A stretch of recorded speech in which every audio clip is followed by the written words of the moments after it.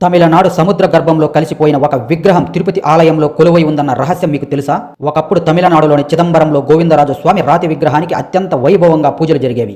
కానీ 1130లో అక్కడి చోళరాజు రాజకీయ ఆధ్యాత్మిక విద్వేషంతో ఆ స్వామి విగ్రహాన్ని ఆలయం నుంచి తొలగించి సముద్ర గర్భంలోకి తోసేశారు. ఆ వార్త విన్న రామానుజులు అమితమైన బాధతో కుమిలిపోయారు. వెంటనే ఆయన తిరుపతికి చేరుకుని చిదంబరంలోని స్వామి రూపంలోనే ఒక సుధా విగ్రహాన్ని, అంటే మట్టి, సున్నం మరియు మూలికలతో చేయించారు. ఆ తర్వాత ఆయన మంత్రశక్తి మరియు తపస్సు బలంతో సముద్రంలో ఉన్న ఆ రాతి విగ్రహం నుంచి దైవశక్తిని ఈ సుధామూర్తిలోకి ఆవాహన చేశారు. అందుకే గర్భాలయంలో ఉన్న ఈ స్వామికి నేరుగా నీటితో అభిషేకం చేయరు. నీరు తగిలితే సున్నం కరిగిపోతుందనే ఉద్దేశంతో ప్రత్యేక విధానంలో తైలంతో మాత్రమే సేవలు నిర్వహిస్తారు. శరీరం సముద్రంలో ఉన్న శక్తి మాత్రం తిరుపతిలో ఉంది. తమిళనాడు భక్తులు ఇప్పటికీ ఈ సుధామూర్తిని ఆ చిదంబరం పెరుమాలుగానే భావిస్తారు. కానీ ఇక్కడ మరో షాకింగ్ విషయం ఏమిటంటే, ఈ గుడి అసలు యజమాని గోవిందరాజు స్వామి కాదు.